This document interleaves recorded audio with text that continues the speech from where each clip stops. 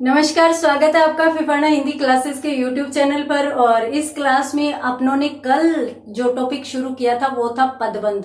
बहुत ही रुचिकर, नया और अलग सा टॉपिक था। हालांकि ज्यादा मुश्किल नहीं था, परंतु फिर भी अपन ज्यादा इस टॉपिक को नहीं पढ़ते, इस वजह से थोड़ी सी समस्या इसमें आ जाती है। तो उस टॉपिक को शुरू करते हैं, परंतु उस टॉपिक को शुरू करने से पहले नियमानुसार वही दो शब्द देखते हैं। तो पहले अपन देखते हैं इस क्लास में दो पारिभाषिक शब्दावली के शब्द। तो दो पारिभाषिक शब्दावली में आज आपके सामने शब्द है AUDIT। सबसे पहला शब्द है ऑडिट। ऑडिट को अपन इस प्रकार से लिख सकते हैं, और ऑडिट को अपन शाब्दिक अर्थ यदि ऑडिट का देखें तो क्या होगा, अंकेक्षण कहा जाता है वैसे तो अंकेक्षण, परंतु यदि अंकेक्षण समझ में नहीं आए तो लेखा जोखा जो होता है, लेखा जोखा रखना ही क्या कहलाता है, ऑडिट करना कहलाता है। तो ये था पहला शब्द। दूसरे शब्द की बात करें तो दूसरा शब्द है CONTRACT। क्या बोलेंगे इसे, कॉन्ट्रैक्ट। कॉन्ट्रैक्ट, और कॉन्ट्रैक्ट को अपन क्या कहते हैं, वैसे देखिए ये एक समझौता होता है कॉन्ट्रैक्ट, परंतु यदि शाब्दिक अर्थ देखें तो ठेके पर यदि अपन कोई चीज देते हैं, ठेका यानी किसी काम, किसी भी जमीन को दे दिया जाता है किसी को बीजने के लिए, और उसके बदले पैसे ले लिए जाते हैं। और जब पैसे ले लेते हैं तो उसमें फिर कहीं भी किसी भी प्रकार का हिस्सा उसका नहीं बनता। मकान भी ठेके पर दिया जाता है, इंस्ट्रक्शन का काम जैसे यूं होता है कि सारा का सारा सामान उसका जो बना रहा है उसका, बस उसको खाली पैसे दिए जाते हैं और पैसे के आधार पर उनसे बात की जाती है, कॉन्ट्रैक्ट कर लिया जाता है। तो उसे ही अपन कहते हैं, ठेका देना भी कह सकते हैं। इसके साथ साथ एक समझौता होता है जिसमें पैसे के बदले किसी अन्य काम को करवाया जाता है। बात करते हैं राजस्थानी शब्दों की। तो राजस्थानी में दो शब्द आपके सामने हैं, जिनमें पहला शब्द है नांगल। नांगल, अब ये नांगल क्या होता है, ये अड़य है। नांगल का मतलब क्या होता है, देखिए गृह जो प्रवेश होता है, गृह प्रवेश, जब अपन नए घर में प्रवेश करते हैं तो उस समय गृह प्रवेश के समय जब कोई भी मांगलिक कार्य करते हैं, कोई भी प्रोग्राम का आयोजन करते हैं, मांगलिक कार्य करते हैं, उसे अपन क्या कहते हैं, नांगल कहते हैं। उसके बाद चौथे शब्द की यदि बात करें तो एक शब्द आता है जमारा। जमारा का मतलब होता है जीवन। आपने कभी दादी नानी के पास बैठकर एक शब्द सुना होगा कि मानस जमारो, बार बार को नहीं मिले, मतलब जमारो का मतलब जीवन, मनुष्य का जीवन बार बार नहीं मिलता। तो ये जो शब्द है वो किसके अर्थ में जाता है, जीवन के अर्थ में जाता है। तो ये थे आज की क्लास के प्रमुख 4 शब्द। जल्दी से स्क्रीनशॉट लीजिए। इनमें पहला शब्द यदि अपन देखें तो ऑडिट, जिसमें शाब्दिक अर्थ होता है अंकेक्षण या लेखा जोखा, और दूसरा शब्द है कॉन्ट्रैक्ट, जिसे ठेका कहा जा सकता है। नांगल, गृह प्रवेश के अवसर पर जो मांगलिक कार्य किया जाता है उसे कहा जाता है, और जमारा जीवन को कहा जाता है। ठीक है, उसके बाद बढ़ते हैं अपन अपने मेन टॉपिक की तरफ। और मेन टॉपिक अपना इस क्लास में चल रहा था, कौन सा मेन टॉपिक अपना इस क्लास में चल रहा था, पदबंध। पदबंध में अपनों ने क्या देखा, पदबंध कहते किसे हैं, विभिन्न पदों को एक समूह में बांध देना ही पदबंध कहलाता है। अपन वाक्य को भी पदबंध कह सकते हैं। क्यों कह सकते हैं, क्योंकि एक वाक्य में अनेक प्रकार के पदों को एक साथ रख दिया जाता है, एक साथ बांध दिया जाता है। अब यदि अपन एक वाक्य की बात करें तो उसमें अनेक अलग अलग प्रकार के पद होते हैं जिनको अपन बांध कर रखते हैं, जिनको अपन एक समूह में रखते हैं। अब उसमें अपनों ने कल की क्लास में देखा था कि वे पदबंध के भेद अनेक प्रकार के होते हैं। तो एक वाक्य में संज्ञा पदबंध हो सकता है, यानी संज्ञा पद भी आते हैं, सर्वनाम भी आते हैं, क्रिया भी आते हैं, विशेषण भी आते हैं, अविकारी शब्दों को भी ले लिया जाता है। तो इस प्रकार से एक पदबंध में अनेक प्रकार के पदों को शामिल कर लिया जाता है। उसके बाद अपनों ने कल की क्लास में पढ़ना शुरू किया था संज्ञा पदबंध को। अब अगर अपन बात करें कि भाई संज्ञा पदबंध क्या है, तो संज्ञा पदबंध या सर्वनाम पदबंध या क्रिया पदबंध, इनकी अलग अलग भेदों के आधार पर अपन बात करें तो मैं आपको बता देती हूँ कि जहां पर जिस पद की प्रधानता होती है उसी पद के आधार पर उस वाक्य का पदबंध निर्धारित कर दिया जाता है। हालांकि एक पद में संज्ञा, सर्वनाम, क्रिया, विशेषण चारों चीजें आ सकती है, परंतु फिर भी एक पदबंध का चयन करना होता है। एक पदबंध का चयन अपन किस आधार पर करें? बहुलता के आधार पर और प्रधानता के आधार पर कर सकते हैं। बहुलता माने यदि संज्ञा पद अधिक आए हैं तो संज्ञा पदबंध हो गया, सर्वनाम पदबंध अधिक आए हैं तो सर्वनाम हो गया, विशेषण पद अधिक आए हैं तो विशेषण पदबंध हो गया। दूसरी बात प्रधानता, यानी जिसमें संज्ञा पदों की प्रधानता हो, प्रधान रूप से वो प्रयुक्त किए गए हों तो संज्ञा पदबंध हो जाएगा। विशेषण पदों की प्रधानता हो तो विशेषण पदबंध मान लिया जाता है। कल की क्लास में अपनों ने संज्ञा पदबंध को देख लिया था और अपनों ने अनेक उदाहरण भी देख लिए थे। आज अपन बात करते हैं दूसरे भेद की, और दूसरा कौन सा? सर्वनाम पदबंध। सर्वनाम पदबंध। अब ये क्या होगा? सर्वनाम पदों की बहुलता के आधार पर अपन यूं कह सकते हैं कि सर्वनाम के समान प्रयुक्त होने वाले पदों का समूह है, या फिर अपन यूं कह सकते हैं कि सर्वनाम पदों का समूह है, क्या कहलाता है? सर्वनाम पदबंध कहलाता है। सर्वनाम पदों का समूह है, क्या कहलाएगा? सर्वनाम पदबंध कहलाएगा। उदाहरण सहित यदि अपन समझे तो देखिए, आपके सामने एक वाक्य है, मैं, ये और आप सुबह जल्दी पहुंच जाएंगे। मैं, ये और आप सुबह जल्दी पहुंच जाएंगे। अब यहां पर देखिए, मैं यानी वक्ता, यानी बोलने वाला, और बोलने वाला कौन है? एक व्यक्ति। व्यक्ति का नाम क्या? संज्ञा। व्यक्ति का नाम क्या कहलाता है? संज्ञा। परंतु उसने अपना नाम नहीं लिया, उसने उस नाम की जगह मैं शब्द काम में लिया है, और नाम की जगह अर्थात संज्ञा की जगह काम आने वाला शब्द सदैव क्या कहलाता है? सर्वनाम कहलाता है। तो मैं पद क्या हो गया? सर्वनाम पद हो गया। अब ये भी सर्वनाम पद है, क्योंकि उनका भी नाम न लेकर उनके लिए ये पद का काम या ये पद का प्रयोग किया गया है, तो इसलिए ये भी क्या होंगे? पद कहलाएंगे। उसके बाद आप कौन है? श्रोता है, सुनने वाला है। सुनने वाला भी कोई व्यक्ति है, और व्यक्ति माने संज्ञा, और संज्ञा माने नाम। अब उसका भी नाम या संज्ञा न बोलकर उसके स्थान पर आप शब्द का प्रयोग किया गया है। अब जब संज्ञा के स्थान पर कोई शब्द काम आया है तो उसे अपन क्या कहेंगे? सीधी सी बात है, अपन सर्वनाम कहेंगे। तो इस प्रकार से मैं, ये और आप तीनों पद जो है वो क्या आए हैं? सर्वनाम आए हैं। और वक्ता द्वारा कहा गया है कि भाई मैं, ये और आप सुबह जल्दी पहुंच जाएंगे, तो यहाँ पर 3 सर्वनाम पद आए हैं, इसलिए सर्वनाम पदों की प्रधानता होने के कारण यहाँ पर सर्वनाम पदबंध माना जाएगा। समझ में आया? तो सर्वनाम। अब ये देखिए, पहुंचना और जाना, ये तो क्या हो गए? ये तो हो गए क्रिया पद हो गए 2। उसके बाद सुबह समय सूचक पद हो गया, जल्दी अविकारी शब्द हो गया, और योजक शब्द हो गया। तो प्रधानता किनकी रही? सर्वनाम पदों की रही।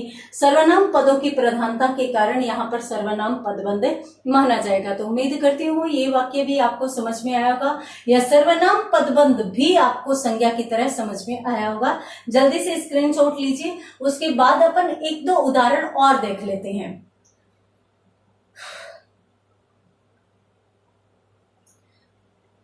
तो यहां पर अपन और उदाहरण देख सकते हैं।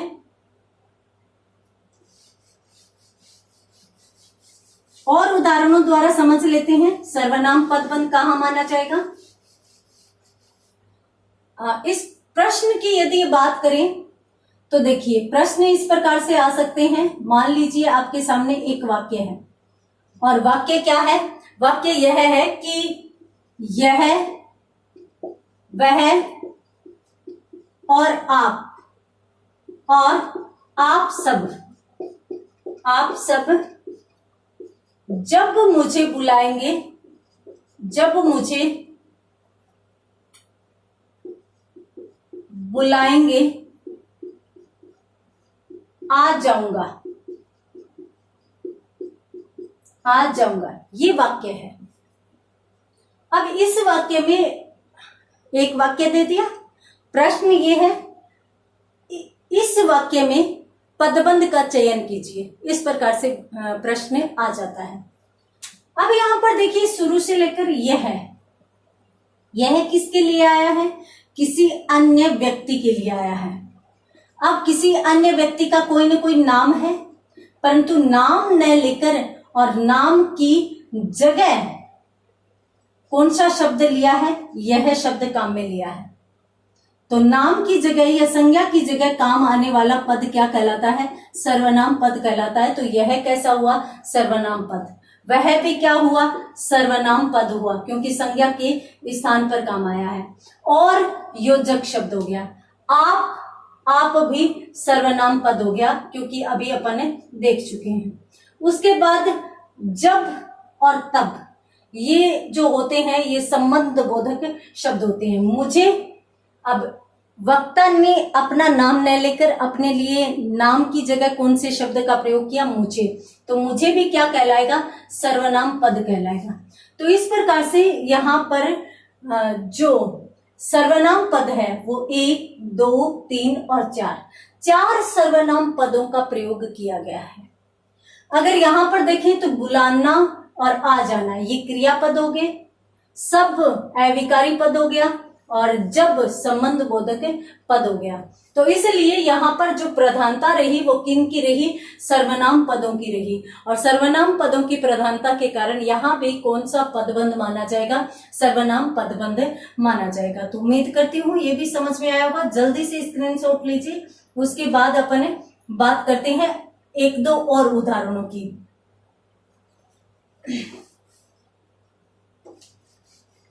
मान लीजिए आपके सामने वाक्य है,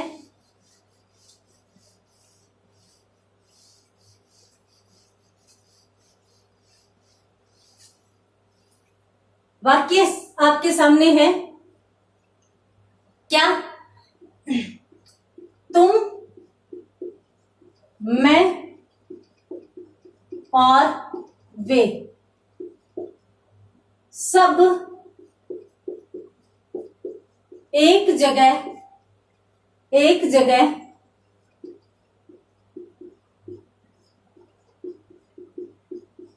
इकट्ठा होंगे। कौन कौन, तुम, मैं और वे, एक जगह इकट्ठा होना है। तो तुम भी क्या है, सर्वनाम पद है, क्योंकि श्रोता के लिए आया है। मैं भी सर्वनाम और वे भी सर्वनाम, यानी सब जगह सर्वनाम शब्द दिखाई दे रहे हैं। और सर्वनाम शब्दों की प्रधानता के कारण यहां पर भी कौन सा पदबंध माना जाएगा, सर्वनाम पदबंध माना जाएगा। एक वाक्य और देख लेते हैं। देखिए वाक्य है, मुझ काम करने वाले को भी तुम निकम्मा कहते हो। अब यहां पर मुझ काम करने वाले को भी तुम निकम्मा कहते हो, यानी 2 पद क्या कौन से आए हैं, सर्वनाम के आए हैं, मेरे लिए भी और तुम्हारे लिए भी। तो इसलिए मुझ और तुम 2 पदों की प्रधानता होने के कारण और सर्वनाम पदों की प्रधानता होने के कारण यहाँ पर सर्वनाम पदबंध माना जाता है। तो ये वाक्य स्क्रीनशॉट लीजिए, एक दो वाक्य और देख लेते हैं अपन। यहाँ पर एक वाक्य और देख लें, वहां पर आपको सारा का सारा समझ में आएगा। देखिए, किसी ने मुझे आपसे और उनसे, आपसे और उनसे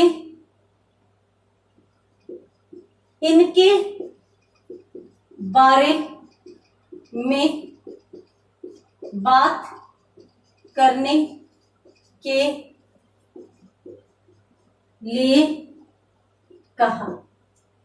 किसी ने सर्वनाम अनिश्चयवाची, मुझे पुरुषवाचक सर्वनाम, आपसे मध्यम पुरुषवाचक सर्वनाम, उनसे अन्य पुरुषवाचक सर्वनाम, इनके अन्य पुरुषवाचक सर्वनाम। यानी किसी, उनसे, मुझे, इनके, आपसे, ये सारे के सारे पद कैसे हैं? सर्वनाम पद है। और चूंकि सर्वनाम पदों की प्रधानता है, इस कारण यहां पर भी सर्वनाम पदबंध माना जाएगा। तो यहाँ पर इन चीजों को भी नोट कर लीजिए। और इसी के साथ मैं मानती हूं कि सर्वनाम पदबंध यहाँ पर आपको समझ में आ गया होगा। तो चलिए अगला पदबंध शुरू करते हैं।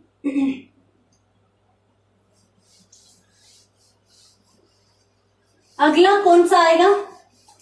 संज्ञा सर्वनाम, उसके बाद अपन देखते हैं विशेषण पदबंध। तो तीसरा विशेषण पदबंध।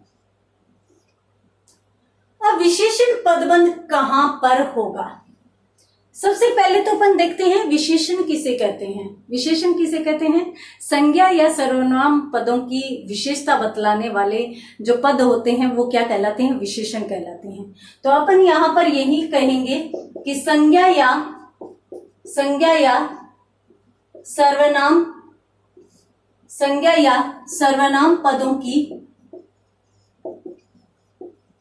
पदों की विशेषता बतलाने वाले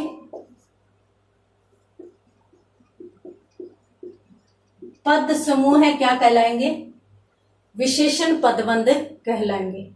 ऐसे पदों का समूह है जो विशेषता बतला रहे हो, या फिर मैं सीधी भाषा में कहूं तो विशेषण पदों का समूह है, या विशेषण पदों की बहुलता, या विशेषण पदों की प्रधानता जहां पर रहेगी वहीं पर कौन सा पदबंध माना जाएगा? विशेषण पदबंध माना जाएगा। हूबहू उसी प्रकार से जिस प्रकार से अपनों ने संज्ञा व सर्वनाम को देखा था। देखिए, मान लीजिए आपके सामने एक वाक्य है, सारस के समान गर्दन मुझे अच्छी लगती है, अच्छी लगती है। सबसे पहले तो सारस के समान बताया है। सारस के समान, तो सारस एक पक्षी है, उसके समान यानी सुंदर हो गई, तो ये भी विशेषण पद हो गया। ठीक है। गर्दन हालांकि संज्ञा है, मुझे सर्वनाम है, और अच्छा फिर से विशेषण आ गया। तो इसलिए यहां पर भी विशेषण पद का प्रयोग है और यहां पर भी विशेषण पद का प्रयोग है।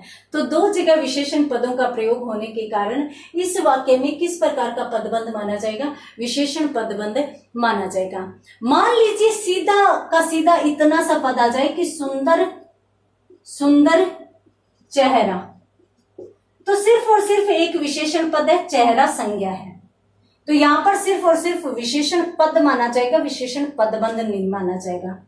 अब यूं आ जाए कि सुंदर चेहरा लुभाता है, तो सुंदर चेहरा भी कैसा है? लुभाने वाला है, तो लुभाना उसकी विशेषता होगी। तो यहां पर भी एक से अधिक विशेषण पद आने के बाद इनमें भी विशेषण पदबंध माना जाएगा। तो इस प्रकार से जहां भी विशेषण पदों की प्रधानता या बहुलता रहे वहां पर विशेषण पदबंध मान लिया जाएगा।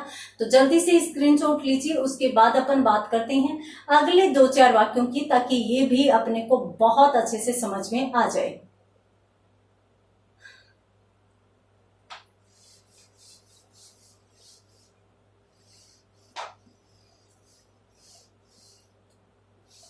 यहां पर अपन ये कह सकते हैं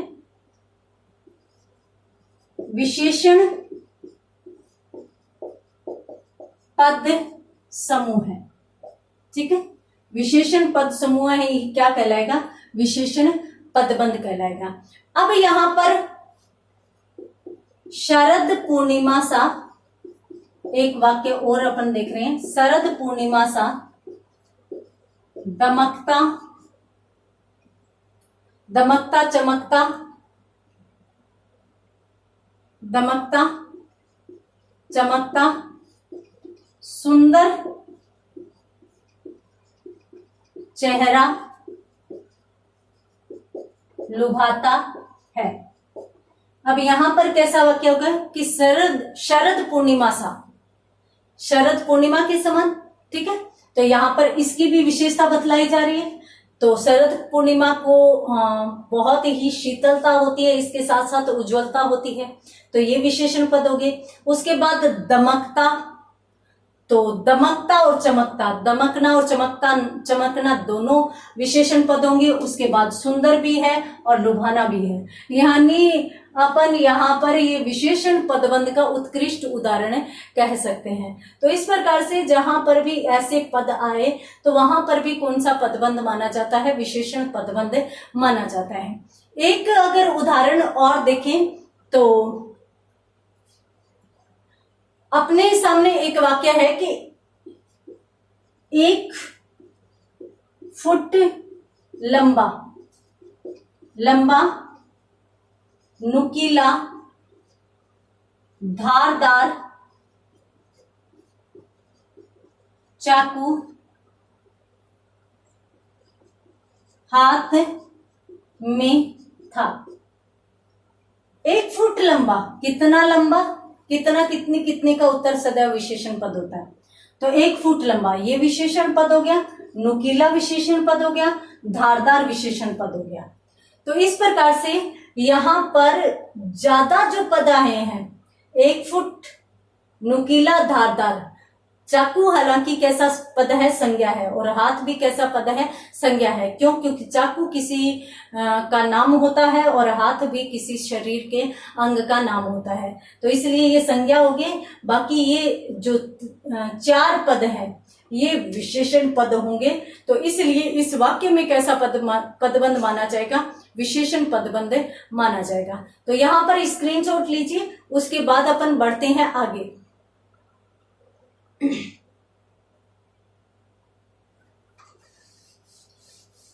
अन्य उदाहरण देखते हैं अपन। देखिए, एक उदाहरण है मुरझाए हुए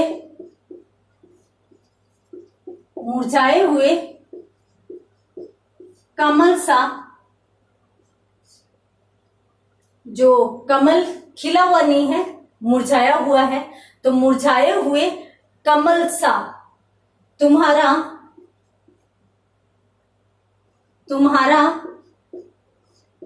मुरझाया हुआ चेहरा, मुरझाया हुआ चेहरा मुझसे देखा नहीं जाता। अब मुरझाया हुआ कमल कह दो कुम्हलाया हुआ, वैसे तो कमल के लिए सही शब्द कौन सा आता है? कुम्हलाया हुआ, क्योंकि वो जब मुरझा जाता है तो उसके लिए कुम्हलाया हुआ शब्द प्रयोग में लाते हैं। तो मुरझाए हुए कमल सा, अब मुरझाया हुआ कमल, एक तो ये विशेषण पद हो गया, कमल की विशेषता क्या है? मुरझाया हुआ है। ठीक है, उसके बाद तुम्हारा मुरझाया हुआ फिर चेहरा, तो चेहरे की भी विशेषता क्या है? मुरझाया हुआ। और दूसरा कि उसे अच्छा नहीं लगता। तो इसलिए यहाँ पर विशेषण पदों की प्रधानता होने के कारण यहाँ पर भी विशेषण पदबंध माना जाता है। इसको नोट करिए। उसके बाद अपन देखते हैं आगे।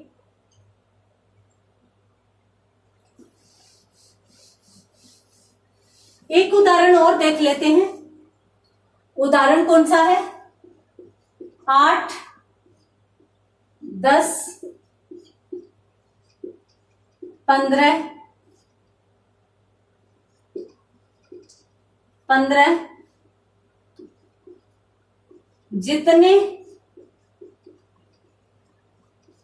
लड़के हो सबको ले आना। संख्या है वो हमेशा क्या होती है? विशेषण होती है।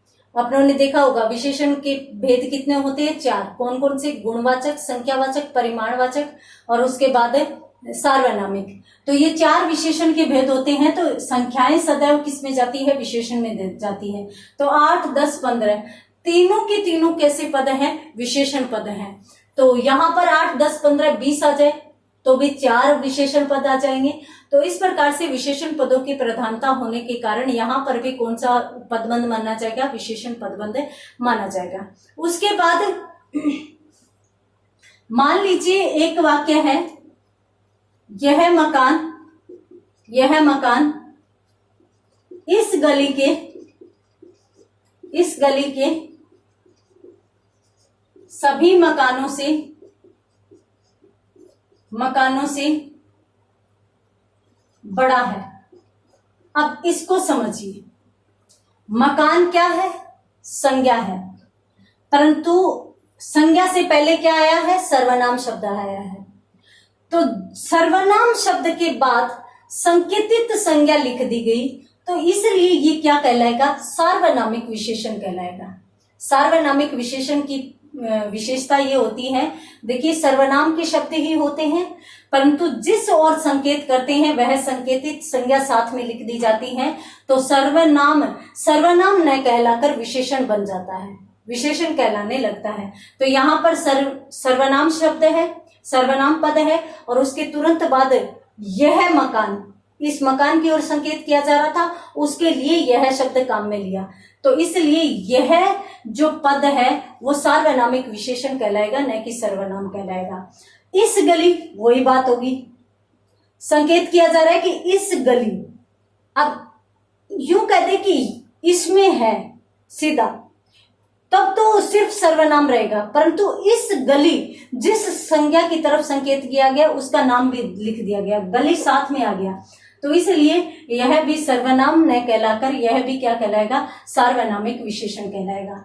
तो यह सार्वनामिक विशेषण, इस सार्वनामिक विशेषण और उसके बाद गली के सभी मकानों से बड़ा है। अब बड़ा छोटा सदैव विशेषण पद होते हैं। बड़ा हो, छोटा हो, भला हो, बुरा हो, सुंदर हो, बदसूरत हो, तो ये सारे के सारे पद कैसे होते हैं? विशेषण पद होते हैं। तो यहां पर भी अपन देखें तो यह इस बड़ा 3 विशेषण पद आए हैं। तो इसलिए यहां पर विशेषण पदों की प्रधानता के कारण विशेषण पदबंध माना जाएगा। तो जल्दी से स्क्रीनशॉट लीजिए। उसके बाद अपन एक वाक्य और देख लेते हैं। देखिए,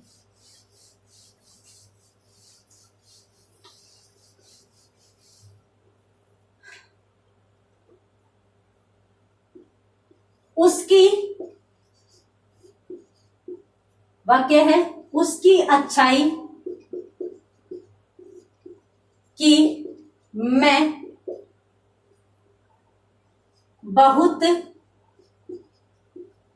प्रशंसा करता हूं। अब यहां पर ये वाक्य है, क्या है? उसकी अच्छाई की।